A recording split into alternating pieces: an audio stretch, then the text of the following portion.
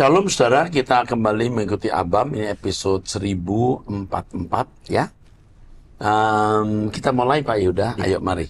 Baik Pak, yang pertama dari seorang wanita usia 42 tahun tinggal di Sulawesi Utara, Jemaat GSKI Online. Bitung ya. Bitung. Jemaat GSKI Online artinya yang mengikuti truth.id, ikut doa bersama dan merasa menjadi anggota dari gereja GSKI. Baik. Terus. Shalom Bapak Gembala, izin bertanya, ini pertanyaan saya yang keempat.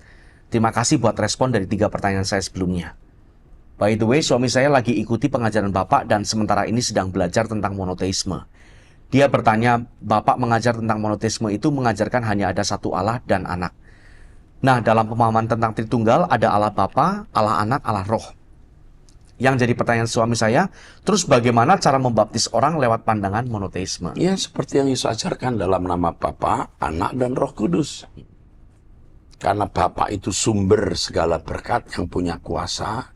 Yesus juru selamat yang mendamaikan manusia dengan Bapa, dan Roh Kudus perwakilan Bapa dan Anak menggarap orang percaya, mendewasakan. Mantap kan? Ya. Terus. Suami saya lagi bingung karena dia setiap hari mengikuti perkembangan soal monoteisme di YouTube.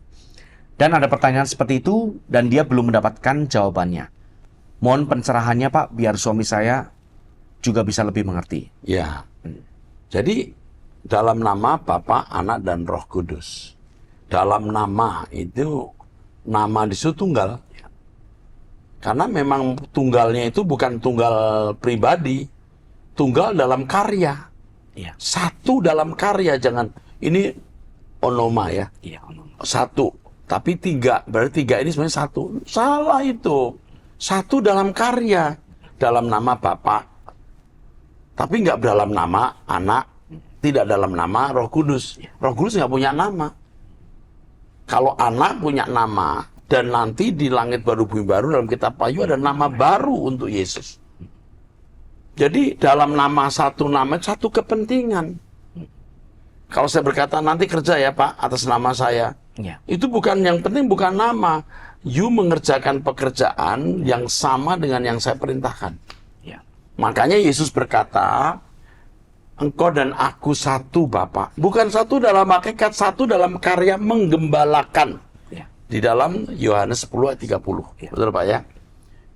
Domba-domba ini dipercayakan Bapa kepada Yesus, digembalakan Yesus. Bapa dan Yesus satu-satu dalam penggembalaan. Jadi ketika dibaptis dalam nama, itu harus diketahui dulu apa itu baptisan. Baptisan itu lambang kematian, yaitu kehidupan baru yang dijalani orang yang dulu bukan Kristen, sekarang Kristen. Kalau baptisan itu sebenarnya kan budaya Yahudi. Orang proselit, orang non-Yahudi jadi Yahudi, mengalami proses perubahan. Jadi kalau baptisan itu proses perubahan, dikerjakan oleh Bapa, Anak, Roh Kudus. Satu karya mengubah manusia itu. Ini bukan soal nama, soal satu karya bersama. Luar biasa kan? Luar biasa. Oke, mungkin belum pernah ada orang jelasin seperti ini. Oke, terus. By the way, suami saya juga mau minta tolong Pak. Bisakah dikirimkan buku seri monoteismenya dan buku-buku yang lain untuk dia baca? Kami belajar? akan kirim. Ya. Cuman monoteisme sekarang logos sedang saya revisi. Lebih lengkap. Terus. Dan untuk responnya kami ucapkan banyak-banyak terima kasih. Semoga Bapak Yahweh terus memberkati Bapak Gembala bersama tim dan keluarga. Sehingga terus menjadi saluran berkat untuk kami. Sampaikan salam saya kepada suamimu dan sampaikan jawaban ini. Ya. Dalam nama Bapa, Anak, Roh Kudus. Nama di situ tidak menunjuk nama. Karena Roh Kudus nggak punya nama. Tapi dalam karya bersama. Oke? Oke, terus. Selanjutnya dari seorang pria usia 33 tahun, lajang, tinggal di Tanah Toraja, Sulawesi Selatan. Ini jemaat dari salah satu gereja di sana. Shalom Pak Eras, Bapak Rohani yang terkasih dan semua tim Abam. Terima kasih sudah membaca chat dan menjawab pertanyaan saya yang sebelum-sebelumnya. Sungguh diberkati setiap respon dan jawaban yang Bapak berikan. Sungguh Pak, saya merindukan Tanah Toraja dilawat dan dijamah oleh ajaran Bapak, khususnya di tempat saya ini. Banyak orang ateis praktis di sini atau pada umumnya. Sedih melihat khususnya orang-orang terdekat saya. Jadi itu lingkungan Kristen, tapi kelakuannya tidak menunjukkan sebagai orang beragama. Iya Pak. Nggak usah. Bukan hanya tidak menunjukkan kehidupan sebagai orang Kristen, tapi kehidupan sebagai orang beragama saya tidak. Ini maksudnya ateis praktis, maksudnya begitu ini maksudnya. Terus. Gereja yang di sini paling banyak gereja suku, Injili, dan sebagian kecil karismatik. Ya, jadi Ini perspektif orang tersebut, bukan perspektif saya. Iya. Saya hanya menjelaskan maksud ateis praktis itu begitu, ya. Saya tidak sedang menuduh masyarakat itu ateis. Kata saudara ini dan dia jadi saksi dari keadaan itu. Iya. Oke. Saya rindu sekali ada GSKI di sini supaya mereka mendengar ajaran Bapak dan terpenting memberi teladan bagi mereka. Amin. Ya. Terus. Saya siap membantu Bapak untuk melayani dengan tulus, benar-benar hanya untuk membawa jiwa-jiwa kepada Tuhan. Haleluya. Masalah upah itu di surga nanti, asal Amin. ada makanan dan pakaian cukuplah. Amin. Ya. Terus. Oh iya Pak, saya ada saran. Kalau bisa Bapak juga bisa membuka sekolah menengah kejuruan dengan jurusan operator alat berat, driver, teknis mesin, dan komputer, tetapi jurusan suara kebenaran yang paling nomor 1. Supaya perusahaan-perusahaan di Indonesia dan dunia dihuni orang-orang yang takut akan Tuhan. Ini saja yang saya sampaikan Pak. Sehat selalu Bapak rohaniku dan semua tim Abam. Tuhan Yesus memberkati. Yang pertama, kamu akan dihubungi oleh orang saya. Ya. Kamu bisa membuka House of Truth atau membuka persekutuan yang kami beri bahan-bahan, ya. Yang kedua, sekolah kejuruan sudah kami bangun di Kupang. Memang bukan kejuruan operator alat berat, driver, teknik mesin, tapi kejuruan untuk pertanian, peternakan, dan perikanan. Kami sedang dan juga kejuruan mengolah garam. Kami sudah membuka kejuruan ini. Terima kasih untuk usulannya, kami pikirkan. Saya membutuhkan banyak uang untuk ini karena dananya sangat besar dan kami sedang membuka beberapa sekolah SMA di Medan dan di Tomohon. SMA jurusan IPS saja, ya, yang disebut Sekolah Menengah Teologi, dan kami sekaligus membuat asramanya supaya anak-anak dididik dalam asrama, bukan hanya punya ijazah SLTA, tapi juga jadi anak-anak pilihan. Itu ya, apalagi yang udah cukup. Iya, tadi hanya masukan itu Pak. Oke. Sudah. Kamu cerdas dan kiranya kamu menjadi agen Tuhan di sana untuk menjadi teladan dan menyampaikan suara kebenaran dengan kata verbal dan teladan nyata. We love you. Berikutnya dari seorang wanita usia 51 tahun, memiliki 3 orang anak, seorang pedagang tinggal di Pematang Siantar. Ini jemaat dari salah satu, ini jemaat gereja Katolik. Ya. Pak Erasus, Bapak rohaniku, tolong saya Pak. Saya sedang rapuh, terkadang saya kuat, namun terkadang saya merasa down menghadapi karakter suami saya yang keras dan egois. Usianya jalan 55 tahun. Setiap hari saya... Usia suami ya? Oh ya, usia dari suami penanya 55 tahun. Ibu ini 53 tahun. 51 Pak. Oh 51. Beda 4 tahun ya? Beda 4 tahun, iya. Terus? Setiap hari saya pasti salah dan tidak pernah benar menurutnya. Setiap hari saya pasti kena marah Pak. Tidak ada ketenangan, ribut terus. Terkadang saya kuat Pak dengan diam seperti yang Bapak ajarkan. Tapi ada kalanya saya jadi stres sendiri seperti orang gila. Ya, kamu jadi sakit. Pasti kamu sakit. Karena suamimu sakit. Orang yang sedikit-sedikit marah dan senang memberi marah kepada istri, itu sakit. Ya.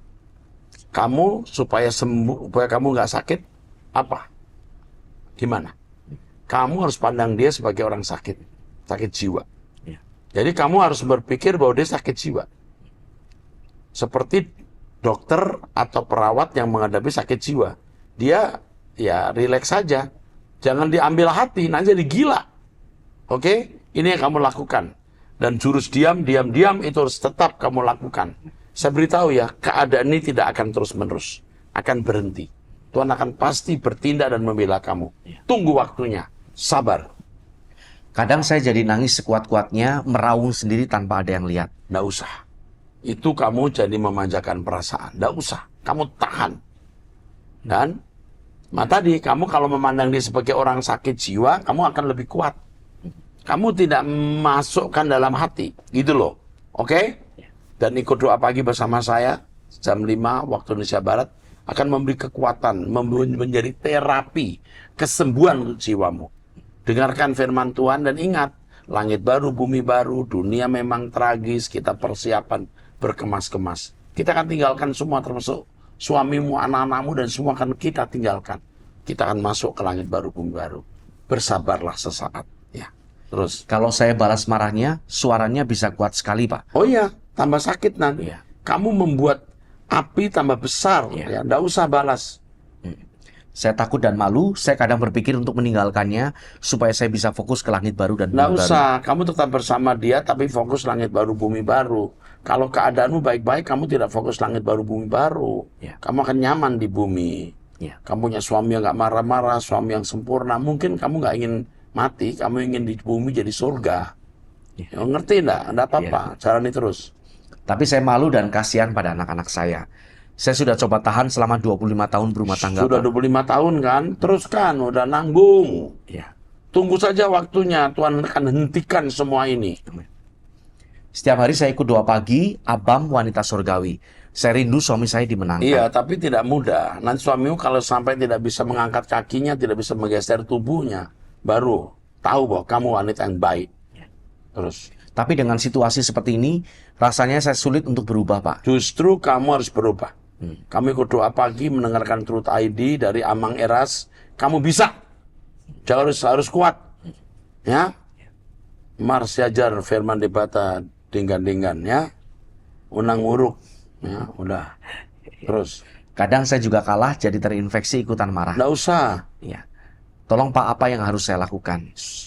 Sabar saja. Mars, sabar saja. Terus. Suami saya kalau ada yang tidak sesuai dengan hatinya pasti marah. Ya, orang sakit jiwa begini. Dengan siapa saja pun begitu, walaupun dengan saudara kandungnya. Iya. Biasanya orang-orang seperti ini nggak lama stroke. Serius. Ya. Tunggu aja. Saya nggak mendoakan, tapi biasanya begitu. Iya. Pokoknya apa saja mesti perfect. Bantu doa Pak untuk saya dan suami. Iya. Tapi dia sendiri nggak perfect, sudah orang perfect. Kan lucu kan? Saya nggak mendoakan suami stroke, tapi orang yang suka marah-marah itu sering stroke, ya. Oke, sampai nggak bisa angkat kaki, nggak bisa angkat badannya. Ya. Saya tadi belum baca selesai, saya udah ngomong gitu kan. Oke, teruskan. Pertanyaan berikutnya dari seorang wanita usia 35 tahun, menikah memiliki 1 orang anak, tinggal di Medan. Ini sebentar. Oke. Oh iya, oke. Teruskan. Shalom Pak Eras dan tim Abam yang terkasih. Saya pernah melakukan dosa yang sangat besar waktu masih muda. Waktu itu saya belum pindah ke gereja sekarang, tapi saya tahu apa yang saya lakukan adalah salah. Dalam kurung saya tidak direstui hubungan 10 tahun, sehingga saya ke dukun. Saat itu saya sudah hampir gila karena kebodohan saya. Saya menganggap bahwa saya tidak bisa hidup tanpa dia, dan saya rela melakukan apapun asalkan hidup bersama dia. Akhirnya kami menikah, tetapi sampai saat ini saya makin ditolak. Dan suami pun dianggap telah mati oleh keluarganya. Kami tidak direstui karena saya berasal dari suku yang tidak disukai oleh orang tuanya. Karena ada pengalaman masa lalu dan mereka ingin menikahkan anak suami sekarang ini dengan wanita lain. Dalam waktu 10 tahun itu kami sudah berusaha sebisa kami untuk mendapatkan restu, tetapi saya justru semakin ditolak. Suami saya membawa saya ke rumahnya untuk meminta maaf kepada orang tuanya.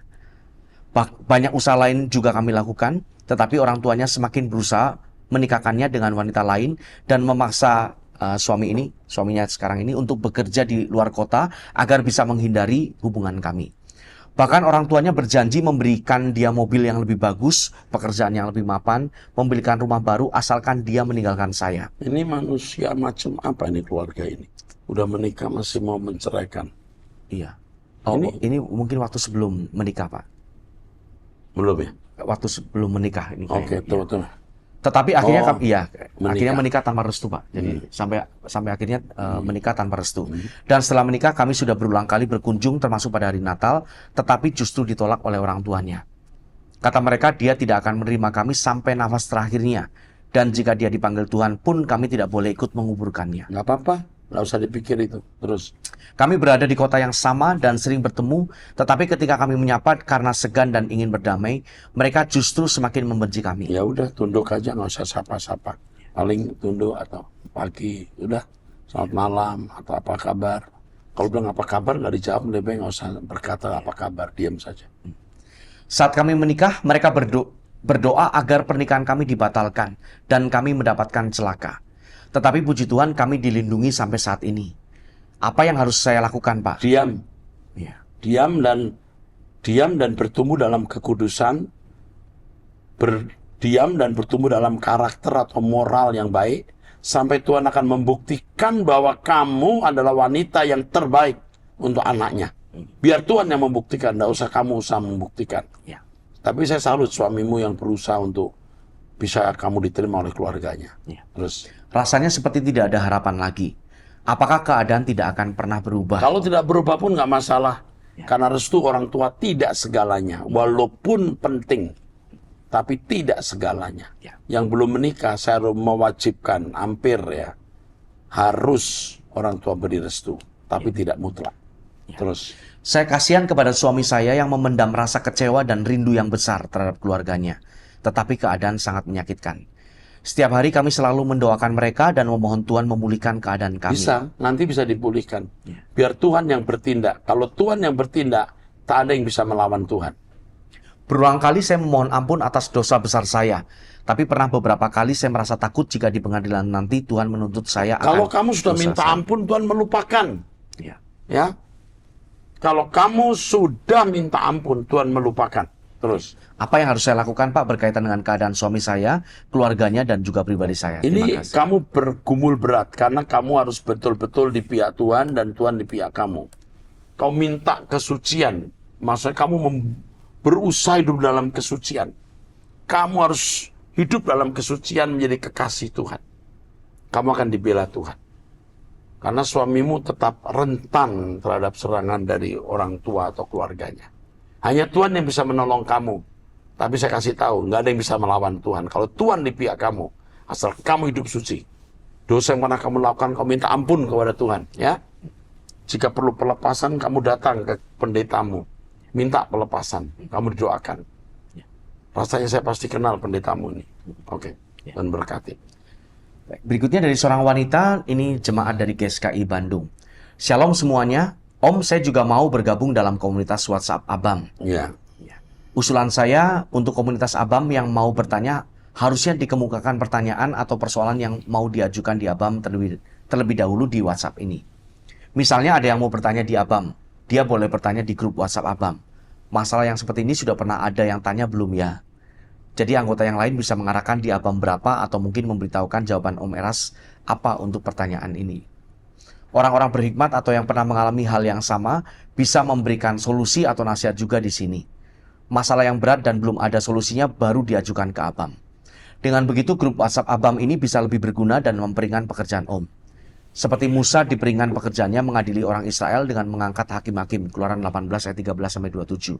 Itu saja usul saya, Om. Sehat selalu, Om. Bagus. Terima kasih. Salam langit Usul baru. ini bagus sehingga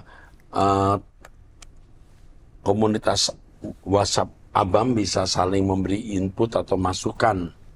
Yang ini pernah loh ditanyakan, begini jawabnya. Tetapi saya ingatkan bahwa setiap keadaan itu bisa unik. Masalah yang sama jawabannya bisa beda karena manusianya beda. Ya. Tapi masukan ini bagus ya.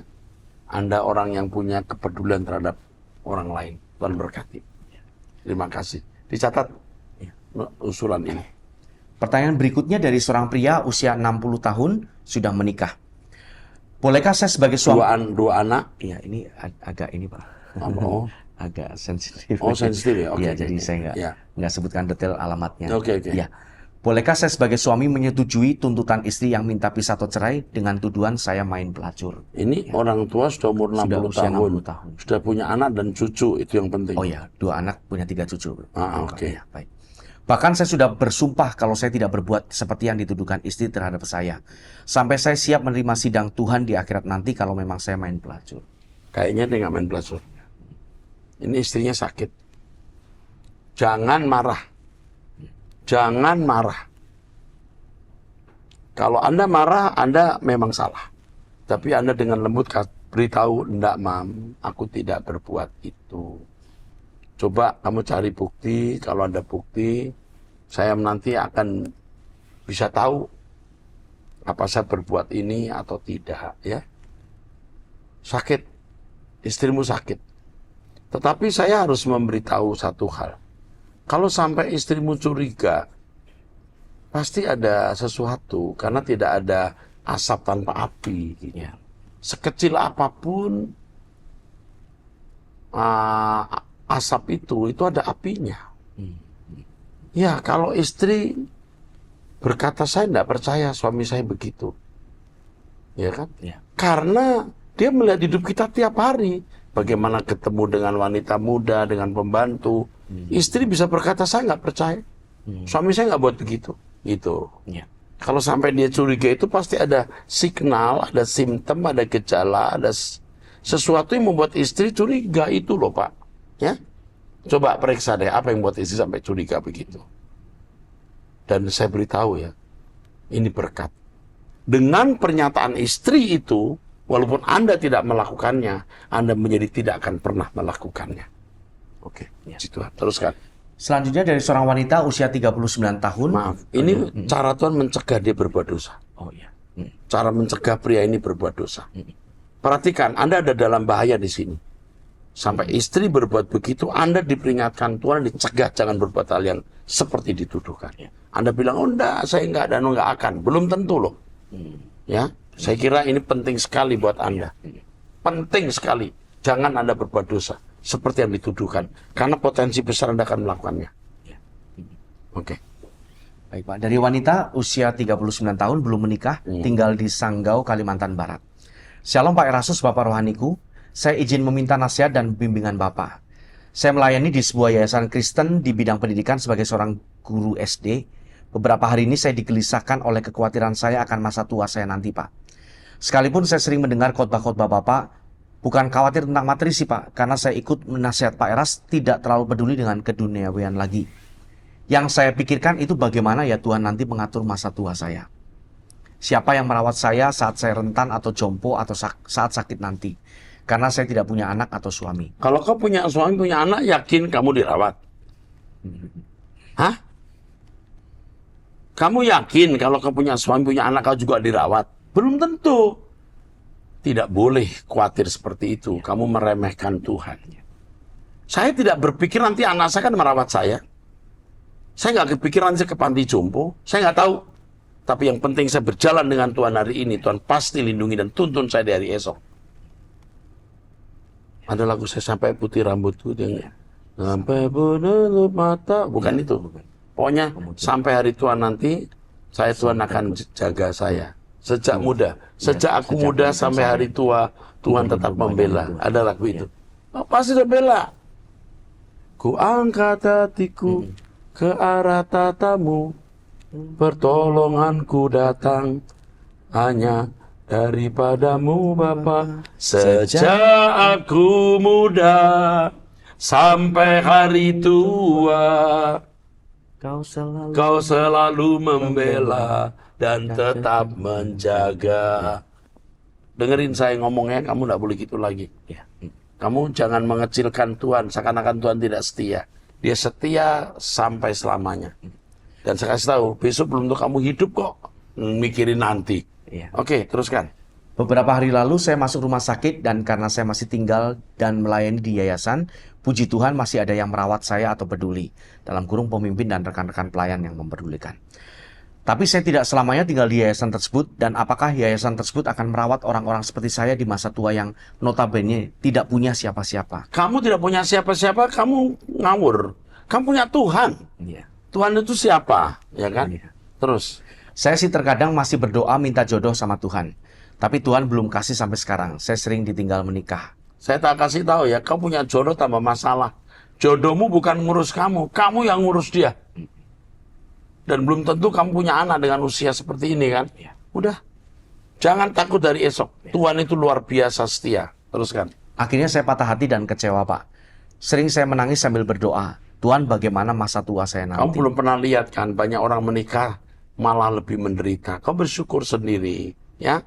Karena kita mengatakan berbahagialah wanita yang mandul tidak punya anak. Amin. Oke, teruskan. Saya tidak punya siapa-siapa, keluarga, kakak-kakak, keponakan juga tidak terlalu dekat. Kalau kamu punya keluarga, kakak, keponakan, emangnya kamu diurus? Belum tentu. Tambah sakit kamu punya saudara tapi tidak mengurus. Terus. Bagaimana cara saya agar pasrah dan berserah agar saya tidak khawatir? Mohon saran dan nasihatnya, Pak. Terima kasih. Nasihat saya adalah kami berdoa pagi setiap hari jam 5 WIB. Dengarkan khotbah saya terus secara terus-menerus. Tuhan pasti akan melindungi kamu. Tuhan pasti mau menolong kamu. Jangan sedikit pun ada kekhawatiran. Ajarku tak curiga padamu. Saksikan kasih dan tulus pribadimu. Kau Allah yang setia. Itu loh. Maha bijaksana, dapat aku percayai. Seperti Tuhan menuntunmu sampai hari ini, Tuhan akan menuntunmu sampai akhir masuk rumah Bapa. Oke? Saya terus terang agak nggak suka dengar begini. Karena kamu seperti melecehkan Tuhan. Nggak boleh. Kamu seperti tidak mempercayai Tuhan. Dan sikap seperti ini membuat kamu tidak bisa memuji. Tidak bisa menyembah Allah. Kamu tidak bisa memuja Dia. Karena kamu ada dusta terhadap Dia. Dusta bukan bohong. Meragukan Tuhan. Itu dusta. Ya? Iya. Mulutmu mengatakan aku percaya, tapi kamu meragukan Tuhan. Itu dusta. Nggak boleh gitu, nak. Ya? Nggak boleh gitu. Teruskan. Berikutnya dari seorang wanita usia 36 tahun, single, tinggal di Nusa Tenggara Timur. Shalom Bapak Erastus dan pastor pendamping serta tim Abam. Ini kali kedua saya bertanya ke Abam.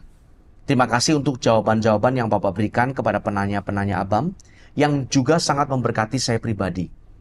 Kali ini saya mau bertanya tentang kakak perempuan saya. Kakak saya ini dulunya dia merantau ke luar negeri dan membantu kami adik-adiknya bersekolah hingga kami bisa menyelesaikan tingkat SMK saja dan tidak berkuliah. Untuk adik saya yang paling kecil, baru kami bersama-sama membantunya sehingga dia bisa menyelesaikan S2 di Kupang NTT. Saya juga sementara ini merantau, Pak. Oh, ya. Kakak saya ini orang yang sangat cerdas dalam berkata-kata dan seringkali meremehkan orang lain dalam pelayanan di gereja. Dia berapi-api dalam berdoa dan berbahasa roh. Berdoa berbahasa roh tapi merendahkan orang. Meremehkan orang. Iya. Roh apa yang ada padanya ini? Teruskan. Namun secara karakter dia sangat buruk, Pak. Setiap kali cekcok antara kami saudara, dia suka menyumpahi saya dan mencaci maki saya seenaknya. Ada yang salah dalam hidup kekristenannya. Iya. Terus? Dia cepat tersinggung dan tidak mau mendengarkan nasihat orang lain, sekalipun itu leader di gereja. Karena merasa dia sudah lebih berpengalaman dalam melayani, dia juga terus jatuh dalam kesalahan yang sama, yaitu berhitung ke sana kemari. Akhirnya diviralkan orang di sosial media. Dulunya saya sering menangis jika diungkit bahwa dia pernah menolong saya dan mencaci maki serta bersumpah bahwa tidak akan ada laki-laki yang menikahi saya di usia saya yang sekarang. Namun setelah saya mendengar Truth.id, saya selalu mempraktekkan 3D, diam, dan diam. Walaupun kadang-kadang kalau sudah berlebihan, saya mengatainya, kau gila. Kakak saya menikah dan memiliki 2 anak, namun dia meninggalkan anak-anak dengan suaminya dan merantau lagi keluar, Pak. Ini perempuan ya kakaknya? Perempuan. Oh, terus? Meninggalkan suaminya dan merantau lagi.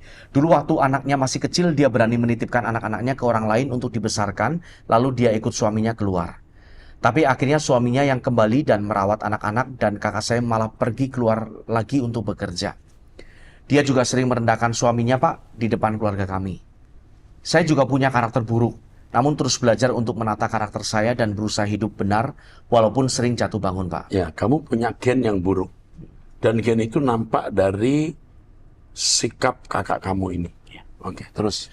Menurut Bapak, apakah kakak saya ini memiliki masalah psikologi ya, Pak? Pasti. Selain masalah psikologi bisa gen. Keturunan maksudnya. Saya prihatin dengan keadaannya, Pak. Namun tidak tahu harus berbuat apa selain doa. Ya, kamu tidak bisa berbuat apa-apa selain doa dan memberi teladan. Dan kamu kalau diberi Tuhan kesempatan berbicara kepadanya oleh pimpinan Roh Kudus, bicaralah. Dia bisa diubahkan. Karena setiap kali kita berusaha memberikan nasihat, dia menganggap kita bodoh dan tidak punya kapasitas menasihatinya. Mohon doakan saya, Pak, agar melalui hidup saya, kakak dan keluarga besar saya diselamatkan. Terima kasih, Pak, atas jawabannya. Tuhan Yesus berkati Bapak. Orang-orang seperti ini yang juga berdoa bisa berbahasa roh. Dia orang-orang seperti ini orang yang sebenarnya pilihan Tuhan. Dan kamu pegang ucapan saya, dia akan direndahkan Tuhan. Supaya dia bertobat.